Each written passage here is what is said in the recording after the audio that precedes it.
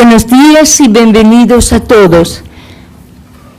Reanudamos entonces nuestro trabajo hoy día escuchando las ponencias de Elio Vélez, luego de Carlos Gatti y finalmente de Efraín Cristal. Empezamos con la ponencia de Elio Vélez sobre pilares épicos del cristianismo, el caso de Virgilio y Estacio en la comedia. La comedia es literalmente una obra polisémica que exige a sus lectores comprenderla según diversos niveles de interpretación.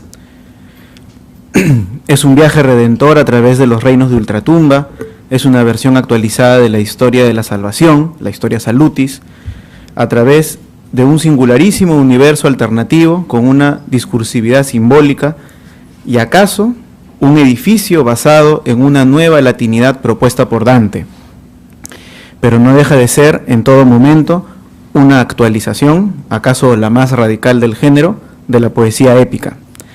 La indiscutible presencia de la teología y de la alegoría providencialista debe sumarse a la de Virgilio, poeta épico por excelencia, que es ahí un personaje del mismo género que encumbró. En esta disertación se explicará tanto su dimensión simbólica en el poema como aquella no menos importante del poeta latino Stazio. Ambos facilitan la comprensión de la comedia como un corpus symbolicum que le permite a Dante legitimar su proyecto literario dentro de un nuevo paradigma de la latinidad cristiana, que al mismo tiempo plantea una continuidad o una transcritura de las Sagradas Escrituras. Los cuerpos simbólico y retórico de la nueva épica cristiana. Es famosa la declaración procedente del Convivio que sobre los niveles de interpretación textual Dante dispone en su epístola 13ª, dirigida al can Francesco de la Scala. Son los consabidos sentidos literal, alegórico, moral y anagógico, este último también denominado místico. Dicho conjunto hermenéutico resulta fundamental al momento de estudiar cualesquiera aspectos, versos, cantos y, sin duda, los personajes de la comedia, ya que Dante ha conseguido estrecharlos a tal punto que resultan indivisibles. Todo significa, y el significado lo es todo en un universo simbólico cuyas partes, todas, se corresponden. Sin embargo, la comedia, a diferencia de otras obras alegóricas o simbólicas, ambos términos en realidad son equivalentes desde tiempos muy tempranos, desde Filón de Alejandría, nos muestra con personajes históricos el funcionamiento de dichas correspondencias, las cuales en última instancia se consolidan en el nivel anagógico. La poesía épica, desde el ciclo homérico, había sido interpretada y comentada muchas veces desde una perspectiva alegórica. Para el estoicismo, por ejemplo, la épica clásica no era más que el enmascaramiento mítico o mitográfico de verdades naturales y más aún trascendentes. Al respecto, pensar en el caso de la Farsalia de Lucano resulta conveniente.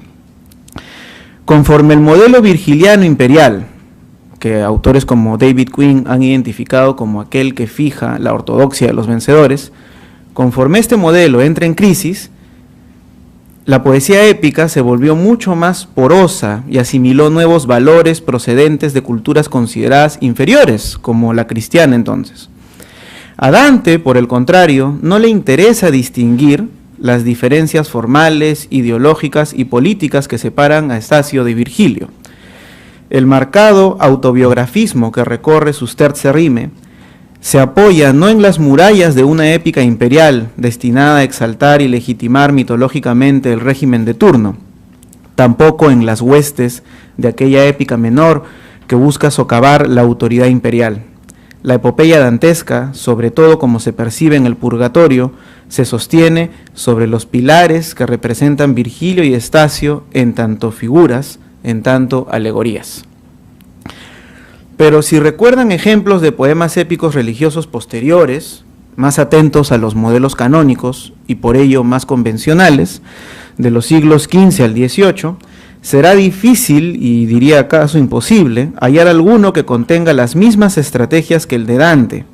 Desde una perspectiva retórica, en nada reñida con la cadena de metáforas codificadas que representa su tejido simbólico, La comedia es un edificio basado en una nueva lectura de sus paradigmas clásicos, y en esa medida Virgilio y Estacio son, para usar un término preferido por Auerbach, figura idantis, ¿no? Figuras de Dante. Esto supone que los personajes de esta epopeya religiosa no sean ni metonimias ni antonomasias de valores bélicos o políticos de un etos pagano, sino representaciones providenciales del mismo autor, de un pius viator, de un peregrino encaminado en un viaje redentor que anagógicamente, místicamente, vuelca un significado nuevo sobre el molde que lo creó. A fin de cuentas, Dante crea una nueva ortodoxia personalísima de la épica que supone la superación de su trasfondo pagano. Es cierto que Dante presenta a Virgilio y a Estacio como una pareja que representa en sí misma la evolución de la épica del paganismo al cristianismo. Sin embargo, Estacio, declarado admirador del autor de la Eneida, produjo un poema como la Tebaida, que en mucho se aparta del texto de su padre literario: la ausencia de un solo héroe, la crítica a los dioses y más precisamente al politeísmo, y la censura a la tiranía constituyen fuertes críticas al modelo que nos recuerdan más a la tradición inaugurada por Lucano que a la del texto virgiliano. Entendido como un viaje redentor, el poema nos muestra un peregrino que al mismo tiempo que sacia su sed de conocimiento, atraviesa un proceso iniciático que encumbra, con ayuda de la gracia, los componentes grecolatinos de su tradición letrada y artística.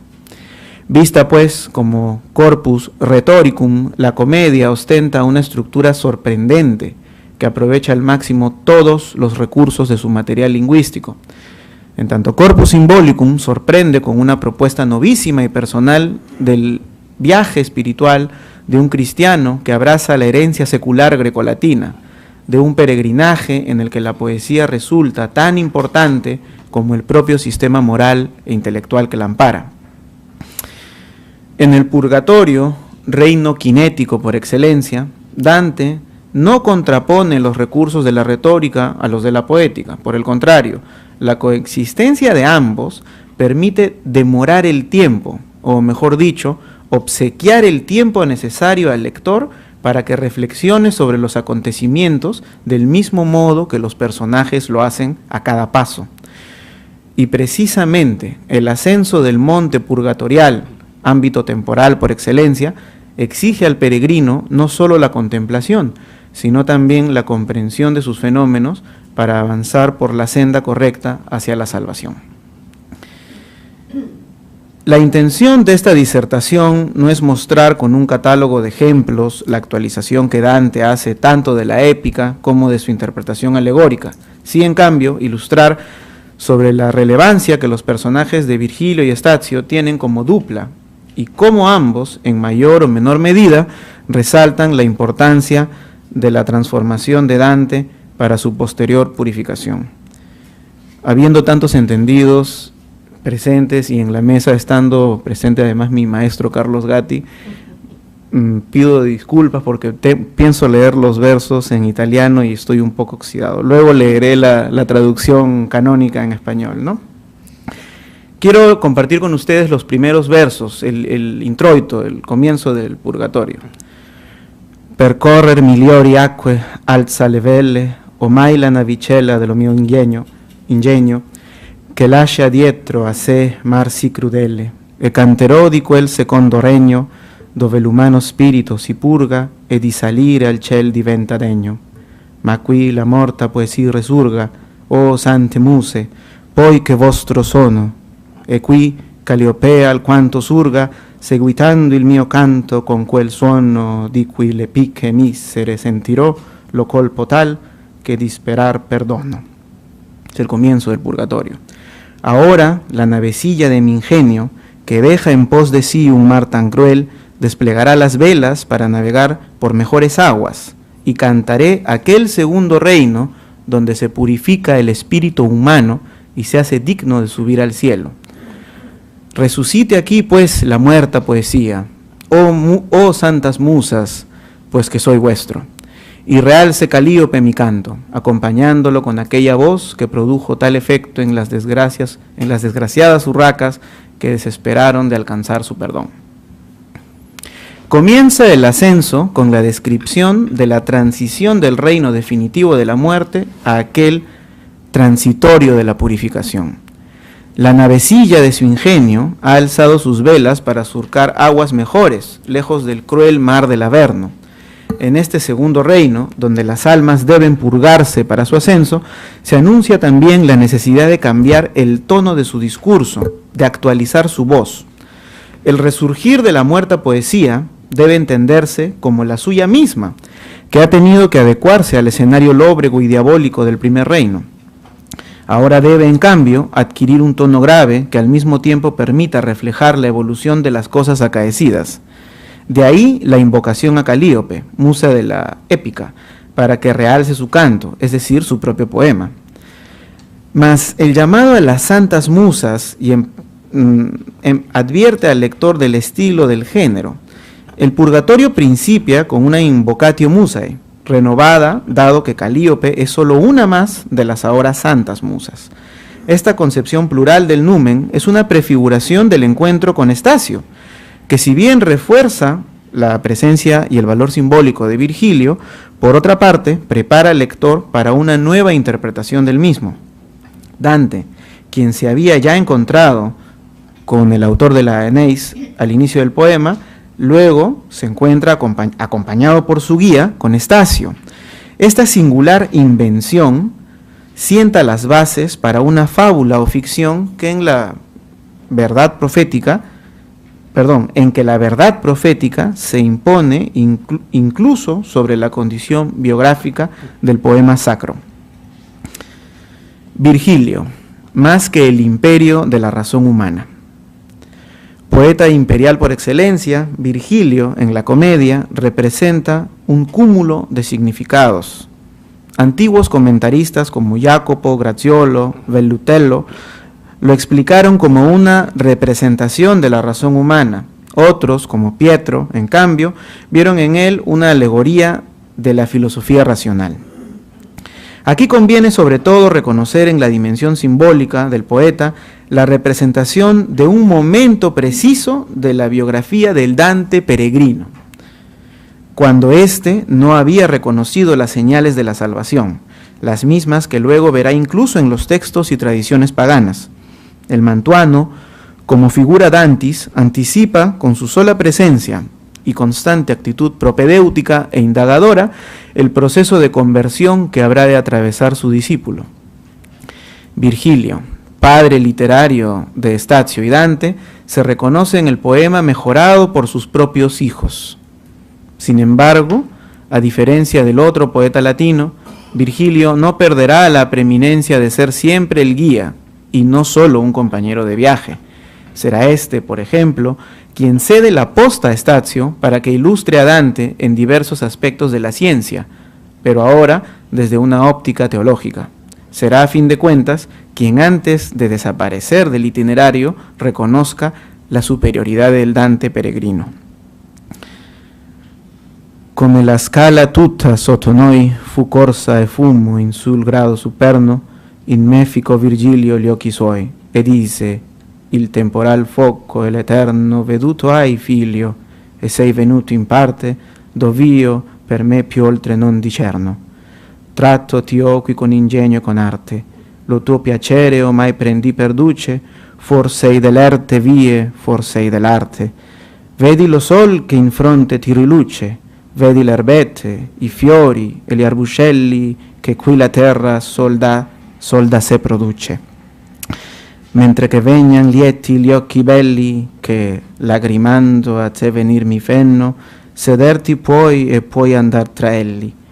Non aspettarmi odir più ne mio cenno, libero, dritto e sano è tuo arbitrio, e fallo fora non fare a suo senno, perché io te sovra te corono e mitrio.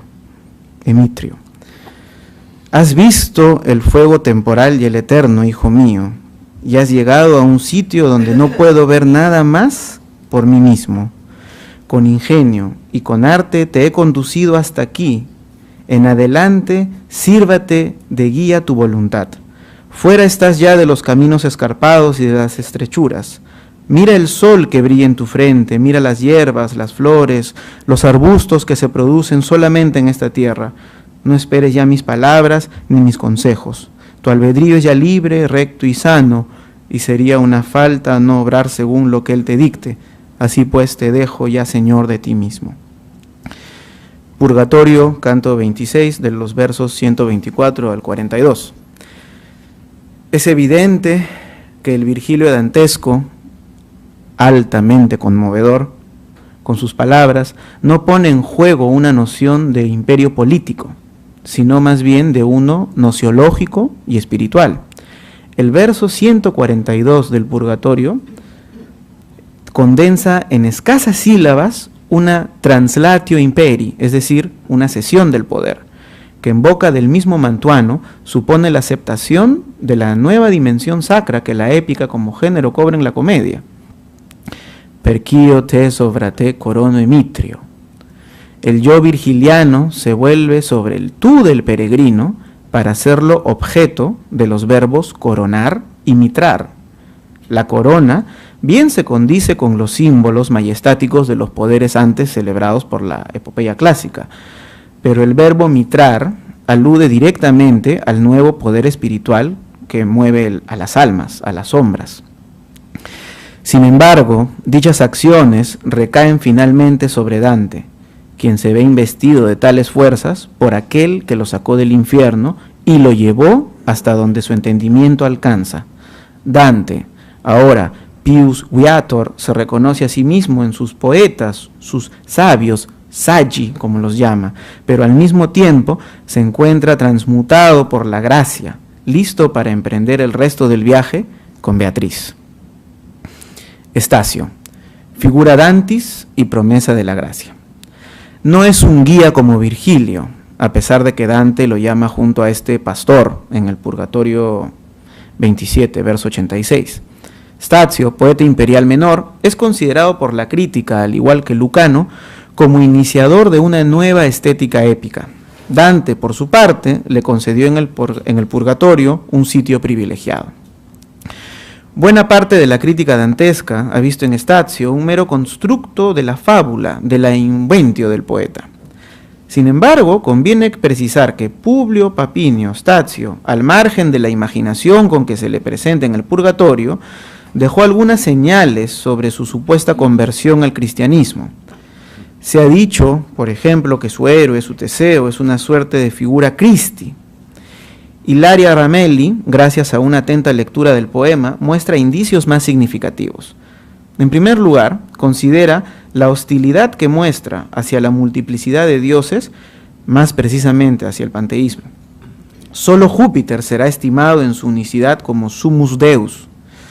Así lo llamará summe deorum terrarum quesator, pater omnipotens, summa tonantis iusa y deorum arbiter. Finalmente, Ramelli señala oportunamente la inclusión de divinidades menores femeninas que son, según su lectura, un anticipo de las domine dantescas, la pietas, la clementia, la virtus, la fides. El perfil biográfico que Dante, por su parte, plantea de Stazio es extraordinariamente amplio y por ello un unicum en la comedia. Ofrece noticias bien circunstanciadas en mérito de su conversión y respeta, verso a verso, la sucesión histórica de los hechos. La excepción, la declaración de su nacionalidad, lo llama tolosano en vez de napolitano. Eso, de todas maneras, no resulta tan trascendente, ¿no? Inclusive Dante demuestra una coincidentia in errore con una de las pocas fuentes que se conoce para la biografía de Stazio, que es Fulgencio.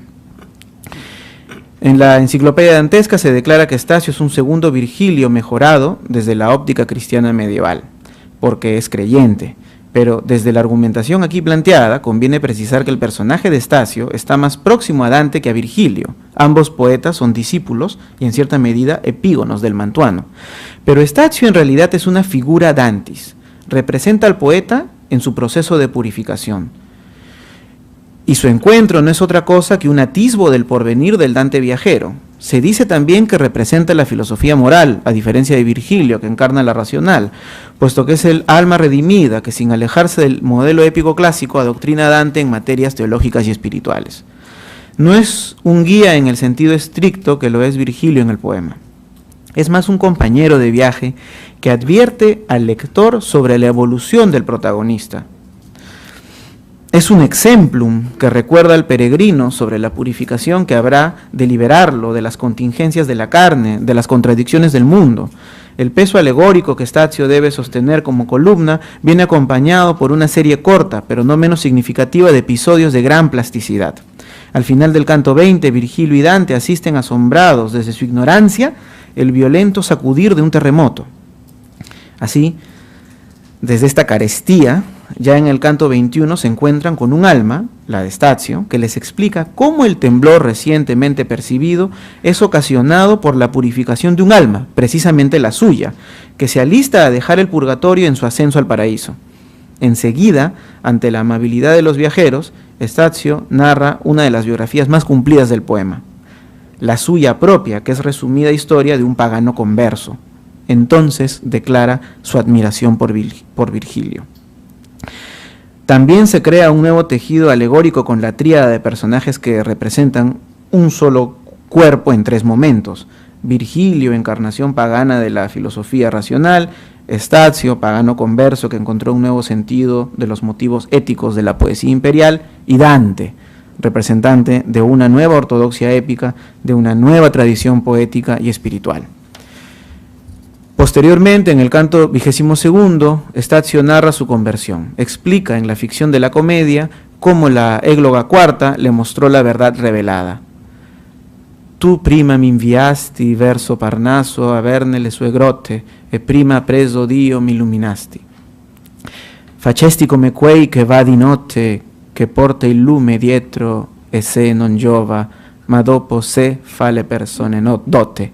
Quando dicesti secol si rinnova, torna giustizia e primo tempo umano, e progenie scende da ciel nuova. Per te poeta fui, per te cristiano, ma perché veggi mei ciò che io disegno, e colorale stenderò la mano. Tú me enviaste primero a beber en las grutas del Parnaso y luego me iluminaste para que conociese al verdadero Dios. Hiciste como el que camino de noche va llevando tras de sí una luz que a él no le sirve, pero que alumbra a las personas que lo siguen. Cuando dijiste, el siglo se renueva, vuelve la justicia con los primeros tiempos del género humano y una nueva progenie desciende del cielo. Por ti fui poeta, por ti cristiano. Purgatorio, canto 22, versos 64 al 75. Este relato de conversión, en el que se legitima poéticamente la pseudoagiografía de un Virgilio protoprofeta, Stazio se dibuja como símbolo de la gratia gratis data, por la cual el hombre coopera en su propia salvación mediante la salvación de los otros.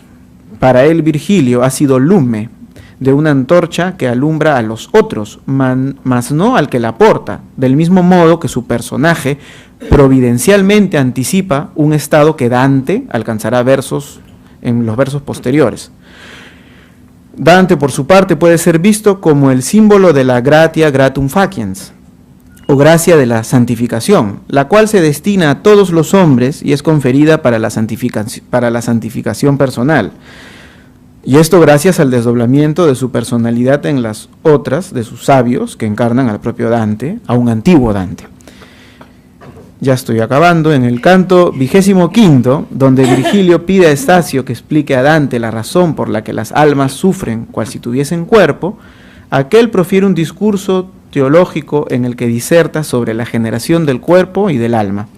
Aquí Dante muestra la posibilidad de conexión existente entre el universo precristiano, representado por Virgilio, y el cristiano, representado por Stazio y Dante. Crece pues paralelamente la responsabilidad moral e intelectual stasiana, al mismo tiempo que se incrementa el conocimiento y la perfección de Dante en su ascenso hacia el paraíso. Con un terremoto que recuerda aquel que sacudió la tierra cuando Cristo murió en la cruz, con un pagano que vio en los versos de los suyos la verdad revelada en tiempos de persecución, y finalmente con el coronar y mitrar de la testa de Dante por parte de su maestro, no es muy difícil arriesgar una última definición del poema sacro. La comedia resulta una especie de transcritura, es decir, de continuación de la Biblia, puesto que evoluciona de la sugestión mitológica a la dimensión teológica. El sentido anagógico del poema, gracias a la aparición de Stazio y la emotiva partida de Virgilio, devela la dimensión profética de sus versos y nos muestra a Dante en el camino a la plenitud de la salvación. Si la comedia es un poema épico, ¿cuál es el imperio que canta? Dante, señor de sí mismo, a punto del encuentro con Beatriz, confirmará que el antiguo epos militar colectivo del imperio del Cáisar se trasladó a otro espiritual y personal conducente a la salvación. Muchas gracias.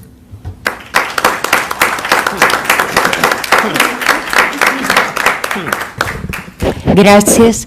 Recuerdo que las preguntas sobre la ponencia tienen que llegar en la apósita hojita que le ha sido entregada y las contestaremos al final todas juntas. Ahora damos la palabra a Carlos Gatti, cuya ponencia tiene el siguiente título: El Purgatorio de Dante, espacio de encuentro de poetas de lengua vulgar. Muchas gracias a todos por su presencia. Hablaré entre 25 y 30 minutos. Es mi propósito tratar de los encuentros del Dante peregrino del Purgatorio con personajes vinculados con el cultivo de la poesía en lengua vulgar y ver tales encuentros como partes de un proceso de reconstrucción personal del viajero, quien revisa su pasado vital y literario desde la perspectiva de la futura eternidad del absoluto. Dividiré el tema en 4 partes. Primer cuadro: la playa del purgatorio. El primer contacto de Dante en el purgatorio con textos de poesía en lengua vulgar, concebidos antes de su viaje al otro mundo, se produce en el canto segundo, cuando Dante ruega al recién llegado músico Casella que consuele su alma, la de Dante, afanada o angustiada por la difícil experiencia que ha vivido en el duro viaje por el infierno. Dante busca dulzura en la música de Casella, del amigo que en la tierra podía y solía aplacar los deseos del alma con el amoroso canto. Casella entona la canción Amor que nella mente mi ragiona, amor que en la mente me razona, me habla, me conversa. Se trata de un texto escrito por el propio Dante y que éste había incluido en el inicio del libro tercero, El Convivio, en homenaje a su segundo amor, la filosofía, la cual había desplazado a Beatriz después de la muerte de ésta. Dante se cita a sí mismo, poniendo sus versos y su experiencia vital en boca de Casella, y la música y el poema producen una especie de suspensión y arrobamiento en Dante, Virgilio y los compañeros llegados con Casella para iniciar su purificación. En esta escena, amistad, filosofía y música parecen colmar todo deseo humano y hacer olvidar la empresa pendiente del ascenso que deben cumplir para llegar a la cumbre de la montaña. Pero el guardián del purgatorio, Catón de Útica, vuelve a todos los circunstantes a la realidad al tildarlos de negligentes e incitarlos a librarse de la corteza que no les hace evidente a Dios. Dante está aún atado a algo que ocupó un tiempo de su vida de artista y de la cual tiene que desprenderse para avanzar. Podría decirse que el primer encuentro de Dante viajero con poetas de lengua vulgar se concreta, gracias al canto de Casella, con un texto del propio Dante. El viajero deslumbrado por el paisaje abierto del purgatorio y por la luz de la bella aurora que asoma a la playa a la cual llegan las almas conducidas por el ángel barquero, dichoso por haber reconocido a su amigo artista Casella y por revivir bellas experiencias de la vida terrena, todavía no estaba preparado para alcanzar las alturas. Estaba aún sujeto a un pasado grato, pero imperfecto. Poesía, artes y filosofía son medios, no fines. La comprensión de eso será lo que Dante irá afinando mediante sucesivos encuentros con poetas a partir de las reflexiones suscitadas en las conversaciones con ellos. Así, Dante irá redefiniendo su propio proceso vital y profesional, personal y social, terreno y eterno. Segundo cuadro, Antepurgatorio. Después de interrumpirse el canto de Casella y la evocación de la canción asociada al consuelo de la filosofía, Dante debe avanzar y no anclarse en el pasado limitante. Entonces inicia el camino que lo aleja de la playa y llega al antepurgatorio, un nuevo espacio en el que esperan aquellos no dignos de comenzar su proceso de purificación por haber sido excomulgados en vida por la Iglesia o por haberse arrepentido de sus pecados tardíamente o al borde de la muerte. Después de los encuentros con diversos personajes que se suceden en los cantos tercero, cuarto y quinto, en el canto sexto, el central del antepurgatorio, Dante halla a Sordello, trovador nacido en el castillo de Goito, cercano a Mantua, quien vivió en la primera mitad del siglo XIII y prestó servicio en diversas cortes. Llevó una vida cargada de aventuras en distintas regiones de Europa y cultivó la poesía en lengua provenzal, no en su materna lengua italiana. Este personaje, que actuó como caballero y militar, tuvo fama de pobre y también de jugador perdedor. En el inicio del canto sexto, Dante avanza entre las almas que, conscientes de que él está vivo, desean que a su regreso a la tierra él lleve noticia de ellas a fin de que los familiares y los amigos vivos recen, hagan penitencia, den limosna en provecho de los muertos que esperan en el antepurgatorio antes de iniciar su proceso de purificación. Es la idea del sufragio, según la cual la solidaridad entre vivos, iglesia militante, y muertos, iglesia purgante, sirve para ayudar espiritualmente a unos y otros. Los muertos esperaban que los vivos los apoyaran a fin de acelerar su proceso purgatorial. Dante va descubriendo un mundo en el cual le corresponde asumir un papel activo de repercusión teológica y no quedarse en la simple pasividad de quien solo espera el consuelo de la filosofía o recuerda el pasado dulce y feliz.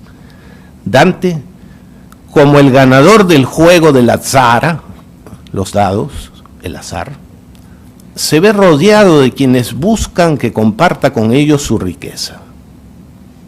Eso sucede con los jugadores que ganan. Dante está vivo y puede prestarles ayuda. Esa es su riqueza. En contraste con ello, en el verso 58 del canto se menciona un alma sola, soleta, sola, solita, completamente sola. Dante y Virgilio la ven aislada. Ella examina desde lejos, se muestra altanera y desdeñosa y mueve los ojos lentamente y con dignidad. No se comporta como lo hacen los que comparten su espacio purgatorial. Es él como el perdedor del juego del azar a quien nadie sigue. Es el trovador que en vida se alejó de su tierra italiana y de su lengua para convertirse en cultor literario de la lengua del sur de Francia al servicio de diversos señores. A partir de la respuesta a esta pregunta podría esbozarse un contraste con Dante, poeta y hombre que aún vivo busca encontrar el camino que le permita dar sentido final a su vida. Sin embargo, Sordello, el autoexiliado por su modo de operar en la vida y por haber caído en servidumbre de otros, de sus señores extranjeros, ante una pregunta de Virgilio, quien se le había aproximado para averiguar por la mejor ruta para subir la montaña del purgatorio, quiso saber de dónde venían y cuál era la vida, la historia de estos viajeros. Al comenzar su respuesta, Virgilio bastó que mencionara a Mantua, su patria, para que la rígida y recogida figura de Sordello se levantara y abrazara a Virgilio. Ambos eran de la misma ciudad terrena. Oh mantuano, yo soy Sordello de tu tierra. Este encuentro, que ha pasado de frialdad a calidez por el simple hecho de haber mencionado a la patria común en el otro mundo, lleva a Dante a volver la mirada a la vida terrena y a desarrollar su dramática invectiva contra la política italiana de su tiempo, a la cual censura acremente. En el canto siguiente, séptimo, el que presenta al último grupo de almas del antepurgatorio, los príncipes negligentes de la Valletta Fiorita, después que Virgilio se presenta y Sordello hace maravillado el elogio del latino mantuano, la crítica se extiende a la función de los políticos en los diversos países europeos. Sordello había guiado a los dos viajeros hasta ese lugar a fin de que pasaran la noche y había permitido a Dante que ampliara su conocimiento sobre uno de los temas capitales para él, la política. Sordello conocía bien, por propia experiencia, el mundo de las cortes y los resortes que movían los intereses políticos. Pero la función de Sordello no se agota allí en la comedia. También el canto octavo ofrece enseñanzas sobrenaturales.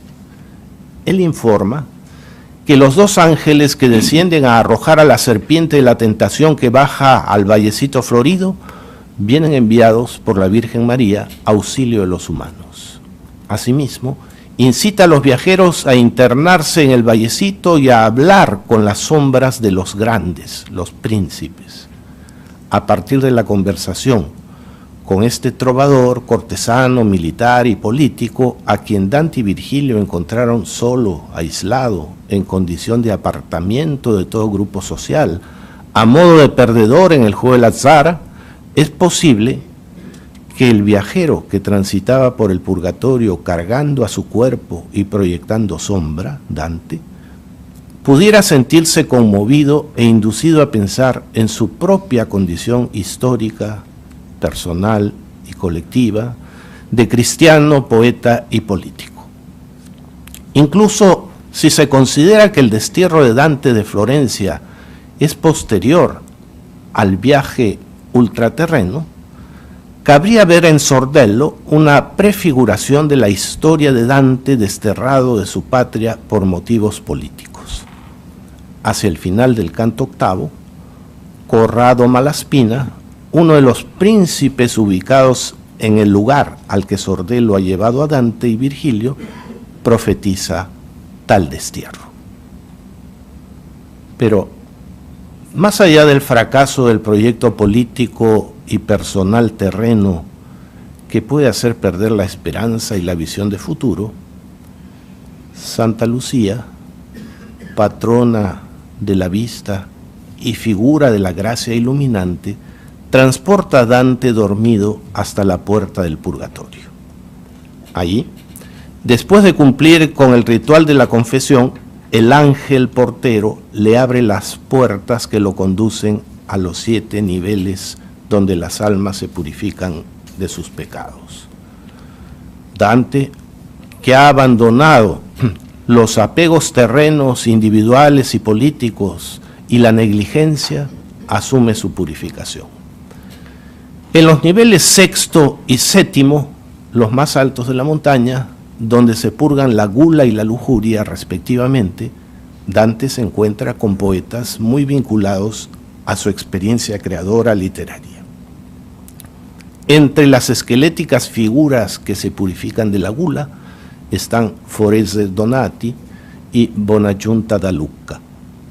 Entre las que se purifican de la lujuria aparecen Guido Guinizelli y Arnaud Danel. Tercer cuadro. Purgatorio, la gula. Entre los cantos 23º y 24º tiene una amplia presencia Forese Donati, poeta menor de la Florencia del siglo XIII, muerto en 1296, con el cual Dante sostuvo juvenil amistad evocada con rasgos de melancolía. Durante la vida terrena, entre estos amigos se había suscitado una tenzone, una disputa poética a través de sonetos, en la cual Dante había empleado expresiones despectivas y crudas, referidas tanto a Forese y su amada Nella, como a la relación entre ambos miembros de la pareja. Ahora, en el escenario del purgatorio se concreta una palinodia, una retractación de Dante respecto a la poesía apasionada y burlesca que elaboró en su juventud y que corresponde en parte al mundo de la selva oscura en la cual se encontraba atrapado antes de iniciar su viaje al otro mundo y de experimentar el proceso ascético que mediante la purificación lo llevaría a la felicidad. El error literario juvenil se enmienda en este encuentro intenso que recupera lo positivo de la amistad del pasado, borra lo negativo y prepara para lo mejor gracias a las enseñanzas que suscita. Nella, desde el mundo de los vivos, sigue fiel a Forese y gracias a las oraciones de ella, el alma de su esposo ha podido avanzar rápidamente por el purgatorio. Dante tiene, gracias a este aprendizaje, la oportunidad de devolver la honra al amigo y su amada y de entender mejor su propia condición. En efecto, Dante, vivo y con cuerpo, gracias a la acción del alma de Beatriz, a pesar de que él ha sido infiel, puede viajar hacia el conocimiento de la felicidad. Purificada la amistad entre Dante y Forese, ambos se separarán con afecto y con el hermoso gesto de la mirada de Dante que sigue la marcha del amigo hasta que desaparece. No faltaron censuras a las costumbres de Florencia, lo que movió a Dante a manifestar su deseo de morir pronto. La polis terrena parecía no ofrecer los atractivos de antes, vista a la luz de la dimensión de lo eterno. Ya aspiraba a la ciudad de Dios. En el mismo canto 24º, antes de la desaparición de Forese, este muestra a Dante a otros espíritus que purgan la gula. Entre ellos está un importante poeta del siglo XIII, de la época juvenil de Dante.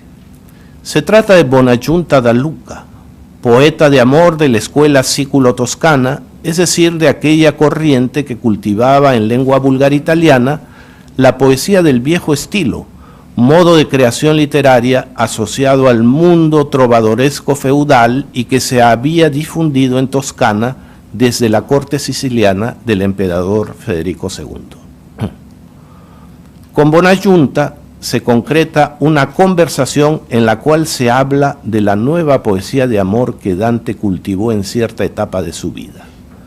Según expresa Bonagiunta, las nuevas rimas se hicieron públicas con la canción Donne qu'avete intelletto d'amore, damas que tenéis inteligencia de amor, incluida por Dante en su obra juvenil La vida nueva. Así, según Bonachunta, se inició el Dolce Stil Novo, bautizado de ese modo por él. Este encuentro lleva a Dante a hablar del modo como entendía, a partir de cierto momento de su vida, el quehacer poético y su responsabilidad como escritor. Desde el Purgatorio relee su experiencia y se define como uno, entre otros, no el único, señala Ana María Chiavacci Leonardi, que cuando amor me habla en el corazón, tomo nota de ello y busco expresar en palabras, significar aquello que él me dicta, exactamente en el modo que lo dicta. Ahí está la diferencia entre la nueva poesía y la antigua.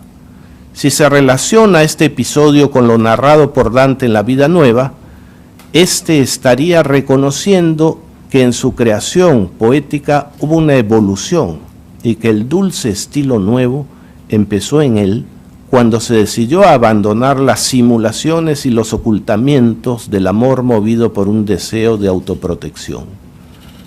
Primero silencio, luego mentira, habían sido rasgos de su primera etapa creativa en la poesía de La vida nueva, pero cuando el artista después se percató de que solo se estaba ocupando de sí, en una actitud narcisista, podríamos decir, que se limitaba a la espera de un bien externo, se decidió a cambiar. Entonces descubrió que su felicidad ya no consistía en recibir el saludo de Beatriz, ya lo había perdido por sus propios errores, sino en decir la alabanza de ella. De acuerdo con ello, el estilo nuevo se inició en Dante cuando abandonó la pasividad de quien solo espera recibir y adoptó el camino de la actividad, decir la alabanza de Beatriz y manifestar la verdad a propósito de una experiencia auténtica. En el coloquio con Bonachunta, Dante echa una mirada aparte de su pasado personal y literario y al del grupo de poetas del llamado Dolce Stil Novo, quienes, siguiendo las enseñanzas del maestro boloñés Guido Guinizelli, crearon un nuevo rumbo para la poesía de amor.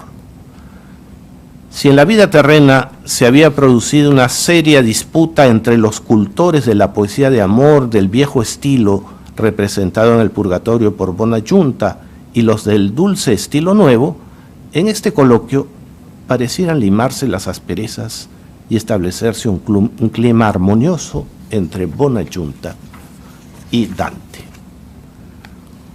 Cuarto cuadro. Purgatorio, la lujuria. Ya en la cornisa de los lujuriosos, en la cual el fuego purgatorial purifica las almas del fuego de la pasión carnal terrena, Dante, que sugerentemente proyecta su sombra sobre las llamas desde fuera de ellas, se encuentra y dialoga precisamente con Guido Guinizelli, padre e ideólogo del Dolce Stil Novo. En efecto, en el canto 26º, el último en el cual Dante conversa con almas en proceso de purgación, el viajero completa la revisión de su propia evolución en el terreno de la creación poética. En ese caso, sometidos a la purificación del fuego, aparecen sucesivamente el mencionado Guinizelli, poeta cultor del vulgar italiano y maestro de Dante el Dolce Stil Novo, y Arnaud Daniel, el gran artista de la palabra en lengua vulgar occitana, en el cual se inspiró el Dante de las llamadas rimas petrosas, obras de estilo áspero posteriores a la juvenil Vida Nueva centrada en la figura de Beatriz. Uno y otro poeta, pues, encarnan diversas etapas de la poesía de amor de Dante. Ambos se purifican en el fuego que los hace arder y padecer sed. Con ellos se quema la experiencia anterior, la del amor movido por el instinto, ese amor al que atribuía la responsabilidad de su destino Francesca, la primera condenada del infierno con la cual Dante conversó. Ella había empleado un lenguaje propio del Dolce Stil Novo en la argumentación que usó al hablar a Dante en el infierno. Después que Winnicelli se identificó y mencionó su propio nombre, verso 92, luego de haber avanzado la conversación entre los interlocutores, Dante lo llama Padre mío. Más adelante, el poeta boloñés dice hermano, verso 115 a Dante. Y antes de desaparecer en el fuego, pide al viajero que cuando llegue al paraíso, rece por él ante Cristo un Padre Nuestro. En todo ello es posible reconocer un proceso muy importante. El que había sido visto como superior, Padre, se pone en condición de igualdad, hermano, y luego marca su inferioridad frente a Dios, Padre Nuestro, y de necesidad del hermano. Le pide que interceda como ser vivo al que se ha concedido la gracia de llegar hasta Dios antes de haber muerto. La historia humana, la fama, la soberbia y la pasión amorosa son reinterpretadas y superadas a partir de la experiencia del fuego que afina. Y esta palabra es muy sugerente. Pensemos en la música, afinar un instrumento. Y dispone a experimentar una nueva armonía, término musical, entre cuerpo y alma, entre el yo y el prójimo, y entre lo terrestre y lo celestial. Antes de desaparecer, Winnicelli había mostrado a Dante a un espíritu que allí estaba, al cual había presentado como el mejor literato de lengua vulgar en Francia. Dante se aproxima a tal espíritu y manifestó su deseo de saber su nombre. Era Arnaud Daniel, quien respondió en 8 versos en lengua provenzal. En ellos, construidos con refinadas expresiones de la poesía cortesana, aunque con un estilo ahora no propio de los usos terrenos de Arnaud Daniel, este gran artista de la palabra se presenta en condición de peregrino que llora y canta a la vez, que evoca la pasada locura y ve con alegría el día por venir. También este poeta pide a Dante que lo recuerde en el paraíso. Al final, como Winnicelli, desapareció en el fuego que afina, que purifica, y al cual tendrá que entrar el propio Dante. Gracias al encuentro con todos estos poetas, Dante releyó y purificó su propia experiencia vital y literaria, sus diversas etapas y sus vicios. De ellos, Dante recibió el estímulo para regenerarse mediante el discernimiento. Los 2 últimos poetas le sirvieron de ejemplo para afinar su cuerpo y su alma, para acordarlos en el fuego que libera de la escoria y permite recuperar la inocencia propia del jardín del Edén. Allí, Beatriz lo recibirá después que él haya completado su proceso de purificación atraído por el deseo de llegar a ella. Y con el auxilio de Beatriz, resplandor de la gracia, Dante podrá cumplir la etapa final de su viaje rumbo a la gloria celestial. Muchas gracias.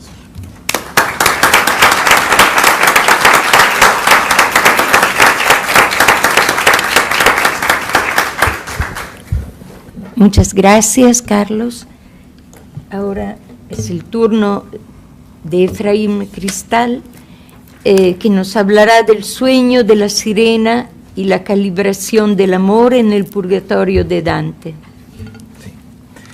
Mi ponencia es un comentario a uno de los puntos de la lección inaugural de la profesora Jacqueline Risset, porque voy a discutir el sueño de la sirena del purgatorio de Dante como un punto de partida para tratar el tema del purgatorio como el espacio en donde el ser humano aprende a calibrar el amor. Y el tema central de mi ponencia está resumido en un verso del canto 19, donde aparece este sueño. Com amor vuol, così le coloraba. Como el amor lo desea, así la coloraba. Voy a limitar los parámetros de mis observaciones sobre el episodio al nivel literal, y al nivel de su alegoría moral, a sabiendas, como Elio Vélez lo acaba de recordar, que hay muchos otros niveles de interpretación alegórico importantes en la comedia que coexisten con los otros que voy a tratar, como lo son entre ellos el nivel teológico y el nivel político. Y me permito una última cala previa. En mi lectura de la comedia, esto no es original, pero tampoco es aceptado universalmente, los hechos del poema suceden en el más allá, pero en su nivel alegórico moral suceden en el aquí y el ahora.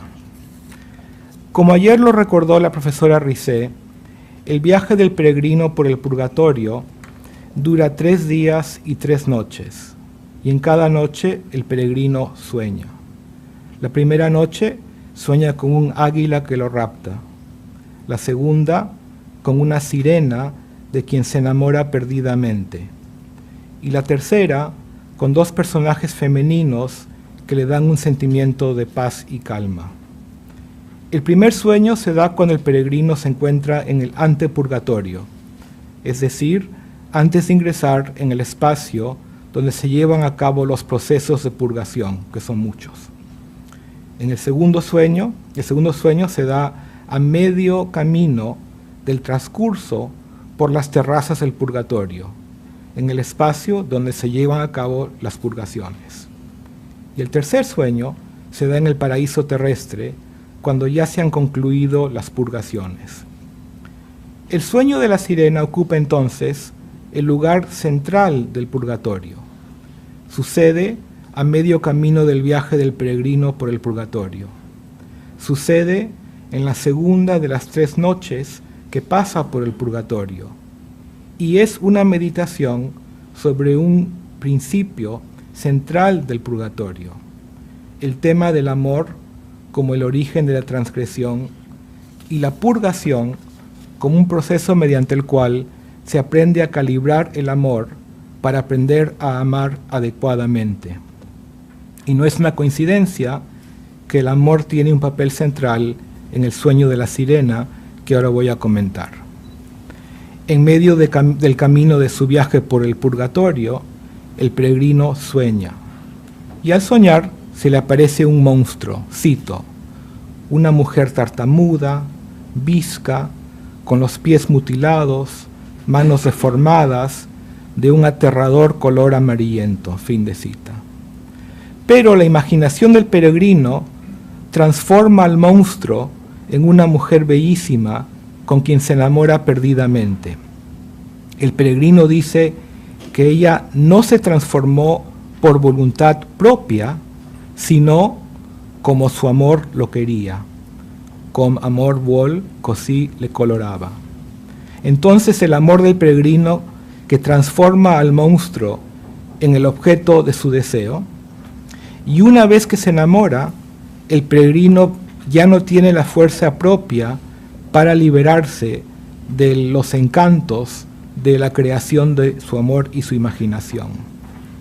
El sueño continúa la reescritura de la historia de Ulises que Dante había comenzado en el infierno, porque la mujer con quien se enamora es la sirena de Ulises. Cito, yo soy dulce sirena, distraigo a los marinos en medio del mar, tanto es el placer que hago sentir. Con mi canto aparté a Ulises de su trayectoria, y el que conmigo se aviene, rara vez se va, de tal modo fascino. Fin de cita. El peregrino está perdido, está perdidamente enamorado, pero aparece una dama que interviene y que convoca a Virgilio, todo en el sueño. Virgilio desgarra las vestimentas de la sirena y revela su vientre, de donde emana un olor pestilente que despierta al peregrino de su sueño. Este sueño, a nivel teológico o anagógico, es una alegoría de los falsos dioses. Es también una alegoría sobre el poder que tiene la imaginación para transformar el mundo exterior en lo que nos gustaría que fuera, apartando nuestro mundo interno del mundo externo. Es asimismo una alegoría del falso amor y de los falsos placeres que se transforman en falsas bellezas que atraen, como cuando buscamos pretextos para justificar lo que en el fondo del alma sabemos que no se puede justificar. Con este sueño, el peregrino empieza a procesar una serie de asuntos, entre ellos lo que significa amar a un ser, no por lo que es, sino por lo que nos gustaría que fuera, y en su sueño imagina que tarde o temprano la ilusión puede desvanecerse, y en ese caso tendríamos que enfrentar con la realidad de que nos hemos enamorado de nuestras proyecciones, ignorando para bien o para mal el ser que está delante de nosotros.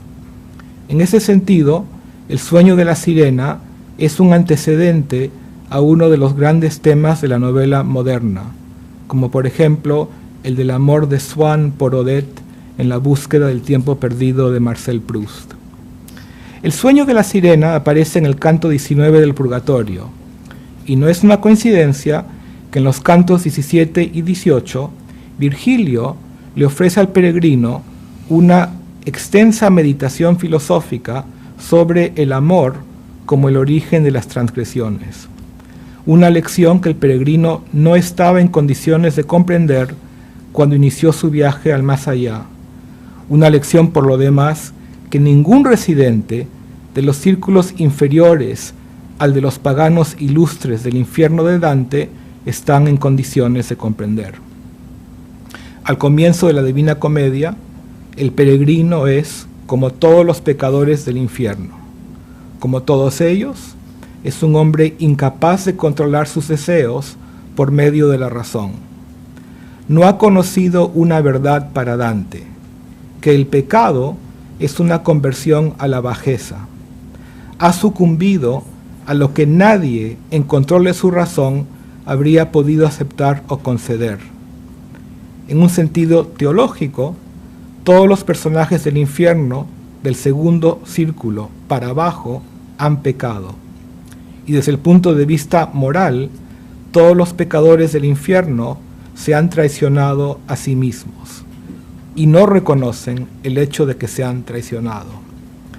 El reconocimiento de haberse traicionado a sí mismo, de que la razón debía haber servido para frenar deseos e impulsos que uno debía haber controlado para evitar la bajeza, es algo en cambio que todos los habitantes del purgatorio tienen presente. Y desde el punto de vista moral y psicológico, esa conciencia les da un nivel de complejidad moral que ningún personaje del infierno está en condiciones de adquirir, porque su poder de introspección moral es nulo. Al comienzo de la comedia, el peregrino está muy lejos de adquirir ese nivel de complejidad moral.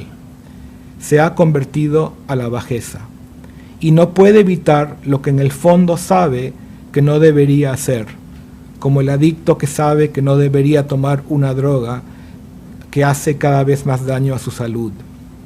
Desde este punto de vista, el infierno está organizado a partir de 3 principios: la incontinencia, la violencia y el fraude, y todos ellos presuponen la abdicación de la razón para frenar deseos e impulsos. Todos los habitantes del infierno sufren de incontinencia. Son incontinentes en la medida que no saben controlar sus instintos y sus impulsos. Pero los habitantes de los primeros círculos son incontinentes que se hacen daño principalmente a sí mismos y si hacen daño a sus prójimos no es porque tengan la intención de hacerlo, sino porque dañarse a sí mismos a veces produce daños a los demás. Los personajes del infierno de Dante nunca asumen plenamente responsabilidad de sus transgresiones. Cuando lo hacen a medias. Siempre encuentran razones para justificarse. suelen evitar cualquier conversación sobre las razones por las cuales se encuentran en el infierno y prefieren discutir las razones por las cuales otros merecen estar en el infierno. En muchos casos se presentan como víctimas de sus destinos, de sus enemigos o de fuerzas que según ellos nadie puede controlar. Como cuando Francesca insiste que el amor que la llevó a su transgresión fue inevitable, por mucho que su transgresión le ofenda todavía. Francesca, en cambio, recuerda que su esposo, asesino suyo y el de su amante, merece estar en los círculos más bajos del infierno. Y Ugolino acusa a Ruggiero de una crueldad imperdonable. En realidad, Ugolino se presenta como víctima de su cómplice, sin mencionar ninguna de sus propias transgresiones, ni de los crímenes y traiciones que los dos habían cometido cuando eran aliados antes de que Ruggiero lo traicionara a él. En un sentido profundo, todos los habitantes del infierno son individuos con la propensión al engaño. Todos se han engañado a sí mismos de alguna manera, y los que se encuentran en los círculos más bajos han engañado también a sus prójimos. En el purgatorio sucede todo lo contrario. Todos los personajes del purgatorio desean luchar en contra de las propensiones que tienen para hacer lo que está en contra de lo que querrían ser. Pero saben que eso no es fácil, que se trata de un proceso difícil y doloroso, sin duda más doloroso que los dolores del infierno, porque los dolores del infierno son dolores físicos, mientras que los dolores del purgatorio son los dolores de la conciencia de haberse traicionado y de haberse dañado a sí mismos, y en muchos casos de haber causado daños a sus prójimos. Desde un punto de vista moral, el secreto del purgatorio es un concepto que ningún pecador del infierno está en condiciones de comprender, que el origen del pecado es el amor.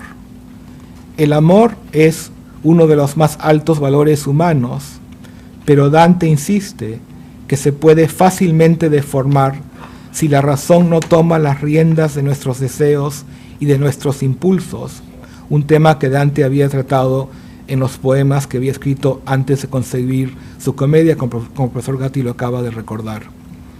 En el mundo de Dante, la salvación no es posible para quienes no están dispuestos a reconocer que se han traicionado a sí mismos, pero sí es posible en el purgatorio porque todos saben que se han traicionado y todos saben que son responsables de lo que han hecho en sus vidas. Los personajes que han asumido la responsabilidad de sus actos, pero que todavía no están preparados para pasar por el doloroso proceso de purgación a nivel moral, de la alegoría moral, son los que se encuentran en el antepurgatorio. Los que están preparados para pasar por ese arduo proceso se encuentran en las 7 terrazas o cornisas circulares del purgatorio que corresponden a los 7 pecados capitales. Y los que terminan el proceso de purgación pasan por el fuego purificador que los lleva al paraíso terrestre y que les abre las puertas al verdadero paraíso. Desde el punto de vista del proceso de purgación, el sueño de la sirena ocupa el lugar central del purgatorio porque trata el tema de un amor desatinado y desmedido, y la purgación en Dante, en todas las 7 cornisas, es un proceso mediante el cual todos los que amaron de manera desatinada o desmedida aprenden a calibrar el amor. No es una coincidencia entonces que este sueño se da justamente después de que Virgilio termina su disquisición sobre el amor como el origen de todas las transgresiones, que es además el discurso en que Virgilio explica la arquitectura del purgatorio. En esta discusión, Virgilio sigue los principios de la ética de Aristóteles y le explica al peregrino que existen 2 tipos de amor: el natural y el racional. El amor natural es aquel que se da sin ninguna mediación. Es el amor que los padres tienen por sus hijos, pero también podría ser el amor de Dios por su creación. Virgilio le dice al peregrino que el amor natural siempre es bueno. El amor racional, en cambio, es el que requiere algún tipo de mediación, el que requiere algún tipo de cálculo, como cuando uno se pregunta si conviene o no conviene establecer o continuar una amistad o una relación afectiva. A diferencia del amor natural, el amor racional, según Virgilio, puede ser bueno o malo, como cuando el cálculo interviene en la vida afectiva. El amor racional puede tener consecuencias positivas, cuando la razón controla los deseos e impulsos, pero también puede tener consecuencias negativas cuando se abdica la razón, cuando se usa la razón para justificar deslices. Antes de soñar con la sirena, Virgilio le dice al peregrino, y cito, «El amor es la semilla de toda la virtud, pero es también el origen de toda acción que merece castigo». El espacio central del purgatorio, de Dante, está organizado según las tres categorías del amor racional, tal como Virgilio las expone al peregrino precisamente antes del sueño de la sirena. Primero, la perversión del amor, luego el amor insuficiente y en fin el amor excesivo. Los peores pecados son los de la perversión del amor y se purgan en las terrazas del purgatorio que están más alejadas del paraíso terrenal, donde todas las almas del purgatorio de Dante se van a purificar tarde o temprano. Son también los espacios en los que las purgaciones toman mucho más tiempo que en las terrazas más elevadas. La perversión del amor consiste en un amor legítimo que degenera en un odio ilegítimo, y las primeras terrazas del purgatorio están regidas bajo este principio. La primera, la soberbia, se da cuando el amor propio se convierte en el odio del prójimo. Es la peor de las perversiones. La segunda es la de la envidia, cuando el amor de sus propios bienes y propiedades se convierte en el deseo de apropiarse de los bienes y propiedades ajenos. La tercera corresponde a la ira, cuando el amor de la justicia se convierte en rencor, resentimiento o deseo de venganza. Del amor pervertido pasamos al segundo principio del purgatorio, que es el amor deficiente y que corresponde a la cuarta terraza, la terraza de los perezosos. Aquí tenemos a los incapaces de actuar cuando hace falta hacerlo. Es cuando alguien podría disminuir la miseria o el sufrimiento del prójimo, pero hace poco o nada al respecto. El tercer principio del purgatorio es el amor excesivo, y este principio rige las últimas tres terrazas del purgatorio de Dante, en los que todos amaron más de la cuenta. Es el espacio de las purgaciones rápidas. Las últimas tres terrazas son las de la avaricia, cuando se ama desproporcionadamente el poder y el dinero, la de la gula, cuando se ama excesivamente ciertos placeres de los sentidos, y la última es la lujuria, cuando se ama excesivamente al cuerpo humano. El purgatorio está organizado con el principio del amor que se debe calibrar, y todos los personajes en las terrazas del purgatorio están calibrando su amor. Por ello, el sueño de la sirena ocupa el papel central en la Divina Comedia. Está ubicado en el espacio central de la montaña del purgatorio. Está ubicado exactamente a medio camino entre el comienzo y el final de toda la Divina Comedia. El peregrino sueña este sueño después de que Virgilio le ha explicado que la lógica del purgatorio depende de la calibración del amor poco antes de ingresar a las terrazas finales que corresponden a sus propias debilidades. Si la Divina Comedia empieza en medio del camino de la vida del peregrino, el sueño de la sirena está en medio del camino del poema, y la aparición de una dama santa que pide ayuda de Virgilio en el sueño para que el peregrino logre salvarse de su desatinado amor coincide, por supuesto, con el comienzo de la comedia, en el que Beatriz invoca la ayuda a Virgilio para que el peregrino encuentre una salida de la selva oscura. Con el sueño de la sirena, el peregrino reflexiona sobre lo que significa amar las cosas por lo que querríamos que fueran y no por lo que son. Y lo que es más importante, el peregrino empieza a comprender que amar lo que merece ser amado por lo que es la condición necesaria para acceder al paraíso. Desde un punto de vista moral y psicológico, esta es quizás una de las grandes lecciones del Purgatorio de Dante. Muchas gracias.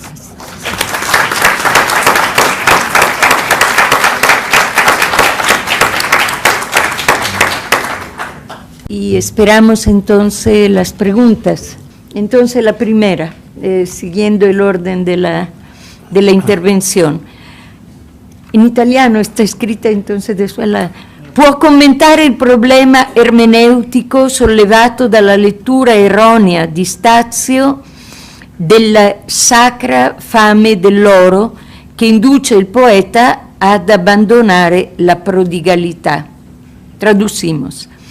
¿Puede por favor comentar el problema hermenéutico levantado o suscitado, mejor dicho, por la lectura equivocada de Stazio de la sacra fame dell'oro, gracias, de la sagrada fame, el deseo del oro que induce el poeta a abandonar la prodigalidad?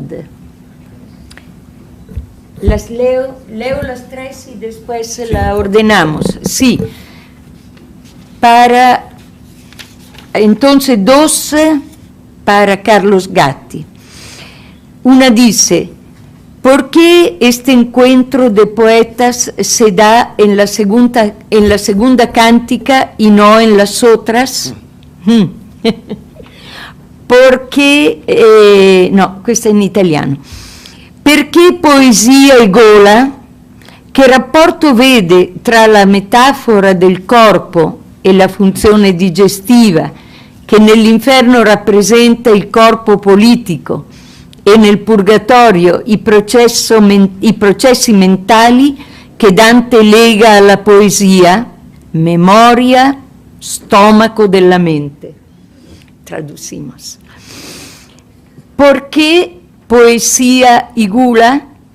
¿Qué relación ve entre la metáfora del cuerpo, función digestiva, que en el infierno representa el cuerpo político, y en el purgatorio los procesos mentales, que Dante relaciona a la poesía? Paréntesis, memoria, estómago de la mente. Bueno, no sé qué problema precisamente es el que le inquieta, ¿no? Pero, por ejemplo, en el caso de Stazio, propiamente, él debe aclarar a sus interlocutores que su pecado no es propiamente el de la avaricia, sino el de la prodigalidad, ¿no?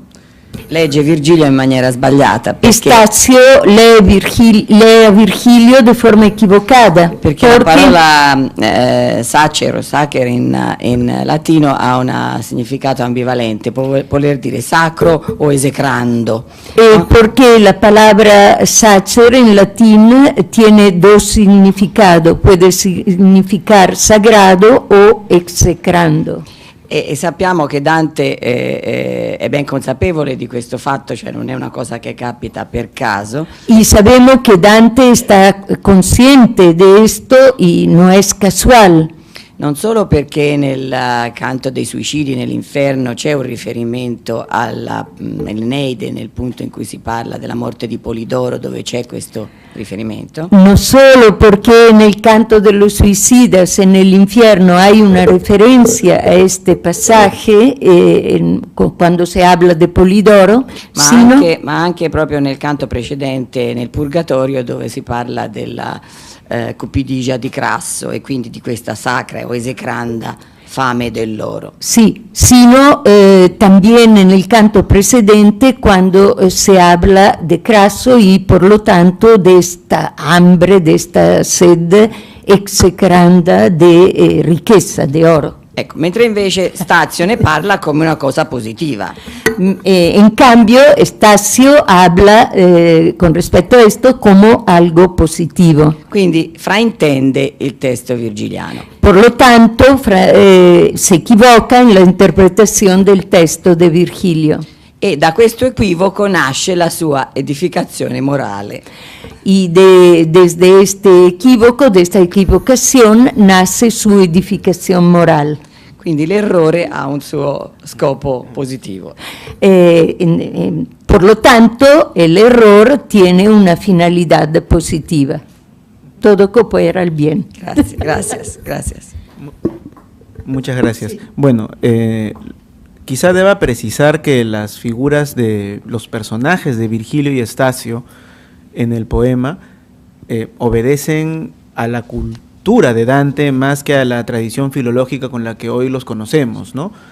Virgilio en el Purgatorio es legitimado y consagrado según una leyenda, ¿no?, que lo ve como un protoprofeta. La égloga cuarta, que en realidad está dedicada a otro tema, habla de otra edad de oro, canta la llegada de otro niño que no es Jesús, fue entendida en la Edad Media como una anticipación, ¿no?, de la revelación, de la salvación. Y lo mismo pasa con Stazio en realidad, ¿no? Dante nos presenta una versión muy personal del poeta que evidentemente, como nos ha comentado la profesora Donatella, acomoda los datos y sin duda de manera abierta acepta una interpretación equívoca según de acuerdo con lo que propiamente significa el texto virgiliano, pero esto me parece que tiene un valor poético muy importante, ¿no? Porque finalmente lo que Dante plantea es una versión, ¿no?, su versión de la poesía épica para explicar sus propias intenciones, ¿no? Espero haber comentado adecuadamente. Gracias. Habría que partir, creo, de considerar en primer lugar el infierno. El infierno es realidad de congelamiento, tanto en el sentido literal como en un sentido figurado, de petrificación. No hay posibilidad de cambio. Dante observa, conoce, aprende en el infierno, pero el recorrido purgatorial para mí tiene especial valor, incluso si le quitamos el sentido trascendente. El padre Arens nos decía ayer, ¿no es cierto?, qué seguridad tenemos de existencia de purgatorio. Podemos quitarle ese sentido, pero tiene un valor terapéutico visto desde la propia vida. Leer el Purgatorio nos enseña mucho sobre la propia vida. Podemos vivir el purgatorio acá y en ese sentido transitar de lo negativo hacia lo positivo. Dante emplea estos encuentros con poetas precisamente para purificarse él mismo. ¿Qué es Dante? Es una persona, indudablemente, pero la condición de persona no es ajena a la condición de profesión. ¿Dónde ejercita uno su condición de persona? En la profesión. La condición de persona no es un adorno, las humanidades no son adornos que deben aprender los alumnos para tener de qué conversar. Las humanidades crean la trama, el sustento del modo de ser, y ese modo de ser se juega en la acción, en la profesión. Dante necesita aprender sobre su profesión, y en el purgatorio encuentra a estos diversos poetas que le permiten revisar su profesión, su acción, e irla purificando. Sordello, Forese, son dos ejemplos para mí extraordinarios que permiten verse, entenderse. Este asunto del juego de la Zara, sí, Dante puede comprender que estando vivo es rico aún. En cambio, Sordello ha perdido. Sordello es aislado, separado. Se aisló de su patria, se aisló de su lengua y ahora aparece aislado de las otras almas, esperando pasivamente, a modo de esfinge enigmática, porque así nos lo presenta la obra. Dante tiene la posibilidad en estos encuentros de ir revisando y de ir completando esa función purgatorial que corresponde a la persona, condición de persona que, como he dicho, se juega en la profesión. ¿Qué es Dante? Poeta. ¿Qué necesita revisar Dante? Su profesión de poeta. Y las artes, por otro lado, son precisamente estos grandes instrumentos de los cuales disponemos, no para entretenernos, esa es la peor estupidez, ¿no es cierto? No son elementos de entretenimiento o puramente lúdicos, son elementos que sirven para forjar nuestra condición personal. Las artes son para Dante un elemento muy presente en todo el purgatorio. Yo solo he hablado de poesía, podríamos hablar del rol de la música a lo largo de todo el purgatorio. Hay trabajos muy interesantes al respecto. Podríamos hablar de la escultura, podríamos hablar de la pintura. Lógico, son procesos, son instrumentos ideales para los procesos. Dante puede estar empleando esta referencia a las artes y más particularmente a la poesía para redefinir su vida, su profesión y cumplir ya aquí su proceso purgatorial. Creo que esa es por lo menos así lo percibo. La otra pregunta me resulta muy sugestiva, aunque muy amplia y muy complicada. Sí, en efecto, la gula en el infierno aparece muy vinculada al fracaso político de Florencia. El canto de la gula es interesantísimo en el infierno. En el caso del purgatorio también resulta sumamente interesante. Los frutos no están al alcance de la mano. Los frutos de los árboles, estos árboles invertidos, que tienen, podríamos decir, lo que es la copa, la parte más pequeña, hacia abajo, y la parte más amplia, ¿no es cierto?, hacia arriba, hace inalcanzables los frutos.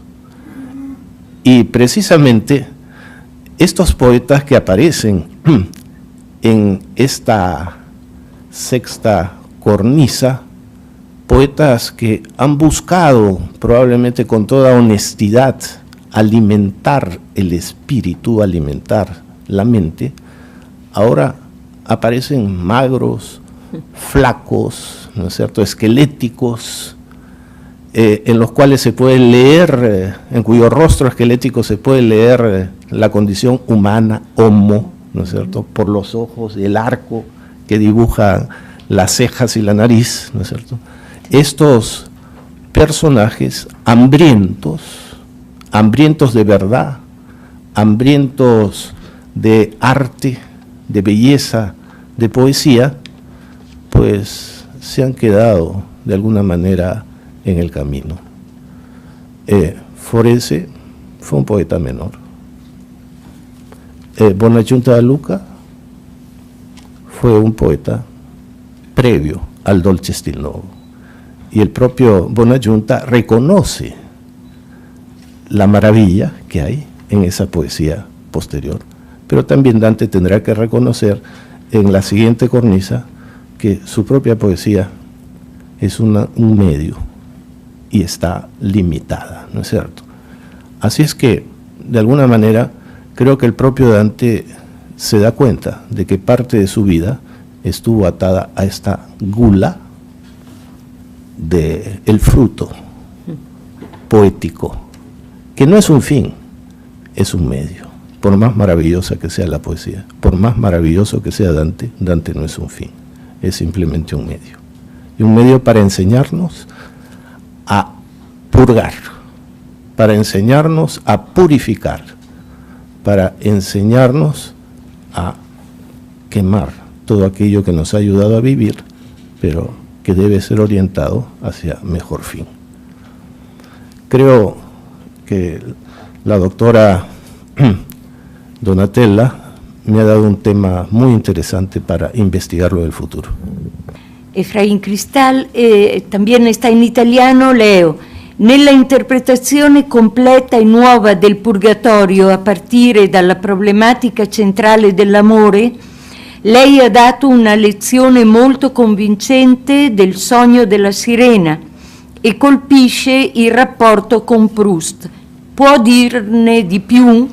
Entonces, en la interpretación completa y nueva del Purgatorio a partir de la problemática central del amor, usted nos ha ofrecido una lectura muy persuasiva del sueño de la sirena y es impactante, es interesante la relación con Proust.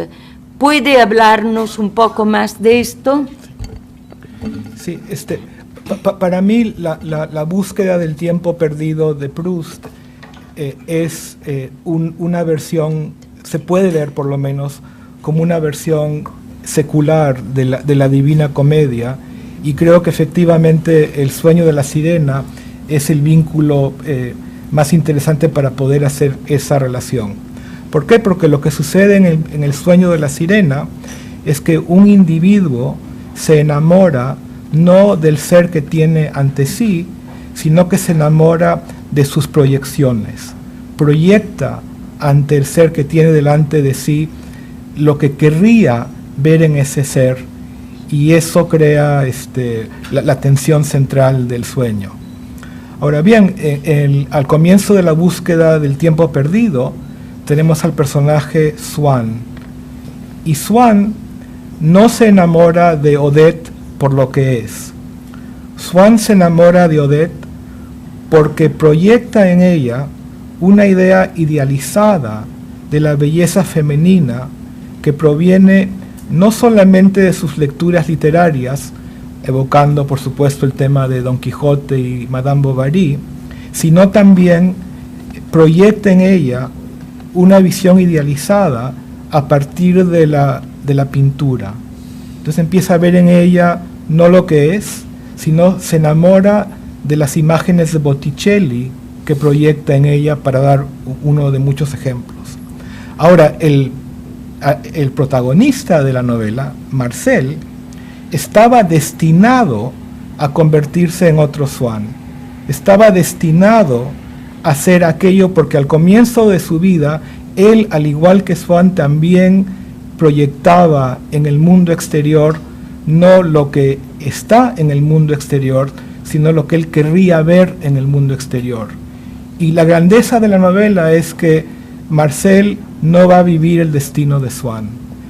Marcel se va a desilusionar, al igual que el personaje del sueño se va a desilusionar cuando Virgilio interviene, y esas desilusiones, que son decepcionantes en un primer momento, poco a poco le van a dar un nuevo sentido de realismo y también nos van a dar a nosotros como lectores también un sentido más profundo de querer asumir y amar la vida, justamente porque uno ha logrado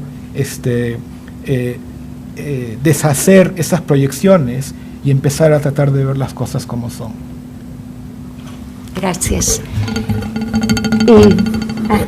Sí, yo quisiera... El primero móvil permite que otros 2 minutos, quedará, digamos, un hito esto del primer móvil. Sí, yo no es que quiera preguntar, sino comentar algo que me ha parecido sumamente interesante en la exposición de Efraín. Cómo en medio del inicio de la comedia, que es en medio del viaje terreno, digamos, coincide en la mitad del purgatorio con en medio de este viaje intelectual, artístico, ¿no es cierto?, si no queremos verlo como escatológico, y cómo además se puede añadir un tercer en medio de, que es precisamente el que dice la sirena, en medio del mar. Y ese en medio del mar, ¿qué significa? En medio de la travesía del nauta. Por lo tanto, es un tercer en medio de, que hace eco a los otros dos, de alguna manera, ¿no? ¿Puedo comentar? El primer móvil está ahí. Ya. Yo soy simplemente... Sí. Me parece atinadísimo, porque además el episodio de la sirena sucede a medio camino entre Troya y Gibraltar. Y Dante reescribe la historia de Ulises, reescribe la Odisea. En el infierno, Ulises no regresa a la casa después de la guerra de Troya. O sea, en otras palabras, cambia la Odisea en ese sentido, en el infierno. Y en el purgatorio, la sirena es quien desvía a Ulises de su propósito inicial, que no tiene nada que ver con la historia de Homero que hemos recibido. Entonces, el sueño de la sirena se da, el espacio del sueño de la sirena se da a medio camino entre Troya y Gibraltar.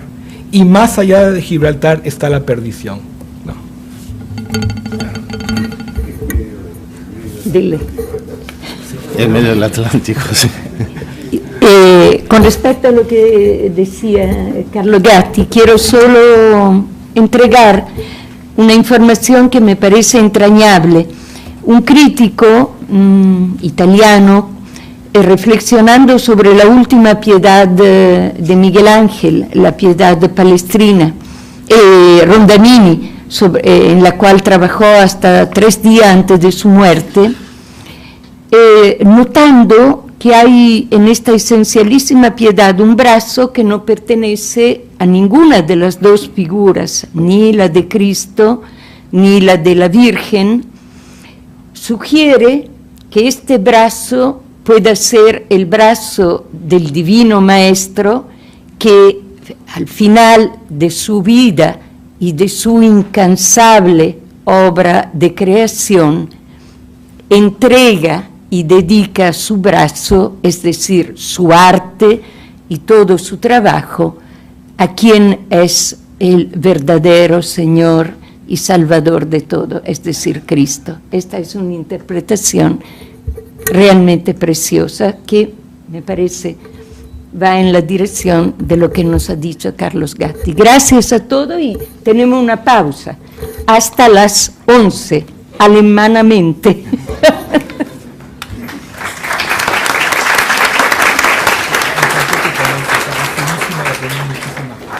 Presenta a Virgilio y a Stazio como una pareja que representa en sí misma la evolución de la épica del paganismo al cristianismo.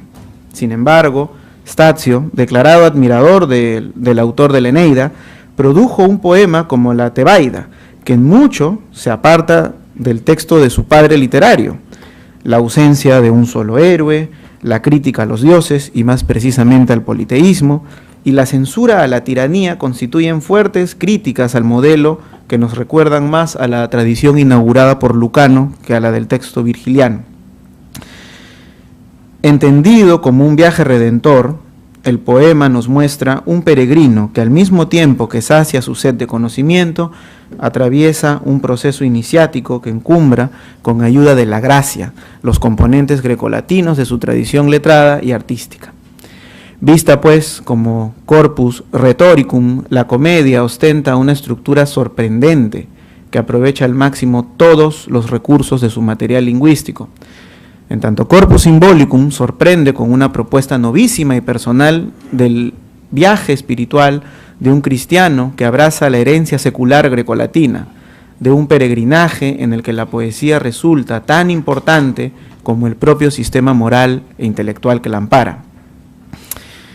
En el Purgatorio, reino cinético por excelencia, Dante no contrapone los recursos de la retórica a los de la poética. Por el contrario, la coexistencia de ambos permite demorar el tiempo, o mejor dicho, obsequiar el tiempo necesario al lector para que reflexione sobre los acontecimientos del mismo modo que los personajes lo hacen a cada paso.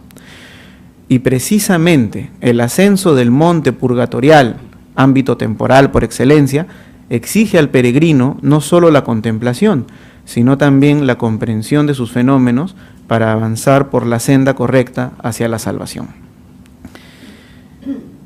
La intención de esta disertación no es mostrar con un catálogo de ejemplos la actualización que Dante hace tanto de la épica como de su interpretación alegórica, sí, en cambio, ilustrar sobre la relevancia que los personajes de Virgilio y Stazio tienen como dupla y cómo ambos, en mayor o menor medida, resaltan la importancia de la transformación de Dante para su posterior purificación. Habiendo tantos entendidos presentes y en la mesa estando presente además mi maestro Carlos Gatti, pido disculpas porque pienso leer los versos en italiano y estoy un poco oxidado. Luego leeré la traducción canónica en español, ¿no? Quiero compartir con ustedes los primeros versos, el introito, el comienzo del Purgatorio. Percorrer migliori acque alza le velle, ormai la navicella dello mio ingegno, que lascia dietro a sé mar si crudel. La comedia, a diferencia de otras obras alegóricas o simbólicas, ambos términos en realidad son equivalentes desde tiempos muy tempranos, desde Filón de Alejandría, nos muestra con personajes históricos el funcionamiento de dichas correspondencias, las cuales en última instancia se consolidan en el nivel anagógico. La poesía épica, desde el ciclo homérico, había sido interpretada y comentada muchas veces desde una perspectiva alegórica. Para el estoicismo, por ejemplo, la épica clásica no era más que el enmascaramiento mítico o mitográfico de verdades naturales y más aún trascendentes. Al respecto, pensar en el caso de la Farsalia de Lucano resulta conveniente. Conforme el modelo virgiliano imperial, que autores como David Quinn han identificado como aquel que fija la ortodoxia de los vencedores, conforme este modelo entra en crisis, la poesía épica se volvió mucho más porosa y asimiló nuevos valores procedentes de culturas consideradas inferiores, como la cristiana entonces. A Dante, por el contrario, no le interesa distinguir las diferencias formales, ideológicas y políticas que separan a Stazio de Virgilio. El marcado autobiografismo que recorre sus terze rime se apoya no en las murallas de una épica imperial destinada a exaltar y legitimar mitológicamente el régimen de turno, tampoco en las huestes de aquella épica menor que busca socavar la autoridad imperial. La epopeya dantesca, sobre todo como se percibe en el Purgatorio, se sostiene sobre los pilares que representan Virgilio y Stazio en tanto figuras, en tanto alegorías. Pero si recuerdan ejemplos de poemas épicos religiosos posteriores, más atentos a los modelos canónicos y por ello más convencionales, de los siglos XV al XVIII, será difícil, y diría acaso imposible, hallar alguno que contenga las mismas estrategias que el de Dante. Desde una perspectiva retórica, en nada reñida con la cadena de metáforas codificadas que representa su tejido simbólico, La comedia es un edificio basado en una nueva lectura de sus paradigmas clásicos, y en esa medida Virgilio y Estacio son, para usar un término preferido por Auerbach, figura idantis, ¿no? Figuras de Dante. Esto supone que los personajes de esta epopeya religiosa no sean ni metonimias ni antonomasias de valores bélicos o políticos de un etos pagano, sino representaciones providenciales del mismo autor, de un pius viator, de un peregrino encaminado en un viaje redentor que anagógicamente, místicamente, vuelca un significado nuevo sobre el molde que lo creó. A fin de cuentas, Dante crea una nueva ortodoxia personalísima de la épica que supone la superación de su trasfondo pagano. Es cierto que Dante, e canterò di quel secondo regno, dove l'umano spirito si purga e di salire al ciel diventa degno. Ma qui la morta poesia resurga, o sante muse, poi che vostro sono, e qui Caliopea alquanto surga, seguitando il mio canto con quel suono di cui le picche misere sentirò, lo colpo tal que disperar perdono. Es el comienzo del purgatorio. Ahora la navecilla de mi ingenio, que deja en pos de sí un mar tan cruel, desplegará las velas para navegar por mejores aguas, y cantaré aquel segundo reino donde se purifica el espíritu humano y se hace digno de subir al cielo. Resucite aquí pues la muerta poesía, oh santas musas, pues que soy vuestro, y realce Calíope mi canto, acompañándolo con aquella voz que produjo tal efecto en las desgraciadas urracas que desesperaron de alcanzar su perdón. Comienza el ascenso con la descripción de la transición del reino definitivo de la muerte a aquel transitorio de la purificación. La navecilla de su ingenio ha alzado sus velas para surcar aguas mejores, lejos del cruel mar del Averno. En este segundo reino, donde las almas deben purgarse para su ascenso, se anuncia también la necesidad de cambiar el tono de su discurso, de actualizar su voz. El resurgir de la muerta poesía debe entenderse como la suya misma, que ha tenido que adecuarse al escenario lóbrego y diabólico del primer reino. Ahora debe, en cambio, adquirir un tono grave que al mismo tiempo permita reflejar la evolución de las cosas acaecidas. De ahí la invocación a Calíope, musa de la épica, para que realce su canto, es decir, su propio poema. Mas el llamado a las santas musas advierte al lector del estilo del género. El purgatorio principia con una invocatio musae, renovada, dado que Calíope es solo una más de las ahora santas musas. Esta concepción plural del numen es una prefiguración del encuentro con Estacio, que si bien refuerza la presencia y el valor simbólico de Virgilio, por otra parte, prepara al lector para una nueva interpretación del mismo. Dante, quien se había ya encontrado con el autor de la Eneis al inicio del poema, luego se encuentra acompañado por su guía con Estacio. Esta singular invención sienta las bases para una fábula o ficción que en que la verdad profética se impone incluso sobre la condición biográfica del poema sacro. Virgilio, más que el imperio de la razón humana. Poeta imperial por excelencia, Virgilio, en la comedia, representa un cúmulo de significados. Antiguos comentaristas como Jacopo, Graziolo,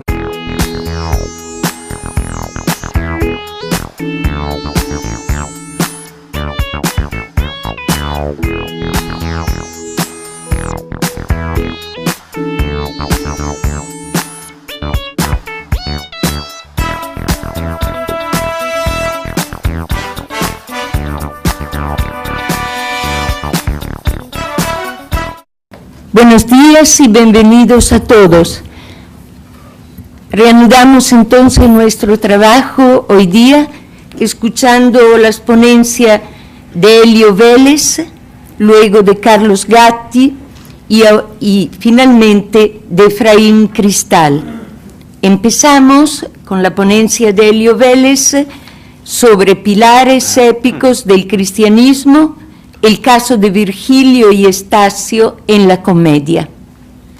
La comedia es literalmente una obra polisémica que exige a sus lectores comprenderla según diversos niveles de interpretación. Es un viaje redentor a través de los reinos de ultratumba, es una versión actualizada de la historia de la salvación, la historia salutis, a través de un singularísimo universo alternativo con una discursividad simbólica y acaso un edificio basado en una nueva latinidad propuesta por Dante.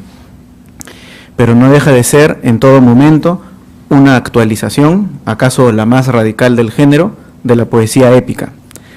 La indiscutible presencia de la teología y de la alegoría providencialista debe sumarse a la de Virgilio, poeta épico por excelencia, que es ahí un personaje del mismo género que encumbró. En esta disertación se explicará tanto su dimensión simbólica en el poema como aquella no menos importante del poeta latino Stazio. Ambos facilitan la comprensión de la comedia como un corpus symbolicum que le permite a Dante legitimar su proyecto literario dentro de un nuevo paradigma de la latinidad cristiana, que al mismo tiempo plantea una continuidad o una transcritura de las Sagradas Escrituras. Los cuerpos simbólico y retórico de la nueva épica cristiana. Es famosa la declaración procedente del Convivio que sobre los niveles de interpretación textual Dante dispone en su epístola 13ª, dirigida al can Francesco de la Scala. Son los consabidos sentidos literal, alegórico, moral y anagógico, este último también denominado místico. Dicho conjunto hermenéutico resulta fundamental al momento de estudiar cualesquiera aspectos, versos, cantos y, sin duda, los personajes de la comedia, ya que Dante ha conseguido estrecharlos a tal punto que resultan indivisibles. Todo significa, y el significado lo es todo en un universo simbólico cuyas partes, todas, se corresponden. Sin embargo, Vellutello lo explicaron como una representación de la razón humana. Otros, como Pietro, en cambio, vieron en él una alegoría de la filosofía racional. Aquí conviene sobre todo reconocer en la dimensión simbólica del poeta la representación de un momento preciso de la biografía del Dante peregrino, cuando éste no había reconocido las señales de la salvación, las mismas que luego verá incluso en los textos y tradiciones paganas. El mantuano, como figura dantis, anticipa con su sola presencia y constante actitud propedéutica e indagadora el proceso de conversión que habrá de atravesar su discípulo. Virgilio, padre literario de Stazio y Dante, se reconoce en el poema mejorado por sus propios hijos. Sin embargo, a diferencia del otro poeta latino, Virgilio no perderá la preeminencia de ser siempre el guía y no solo un compañero de viaje. Será este, por ejemplo, quien cede la posta a Stazio para que ilustre a Dante en diversos aspectos de la ciencia, pero ahora desde una óptica teológica. Será, a fin de cuentas, quien antes de desaparecer del itinerario reconozca la superioridad del Dante peregrino.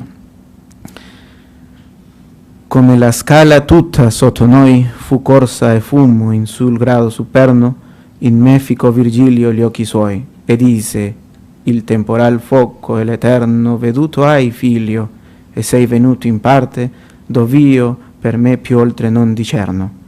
Tratto ti ho qui con ingegno e con arte, lo tuo piacere omai prendi per duce, fors'ei dell'erte vie, fors'ei dell'arte.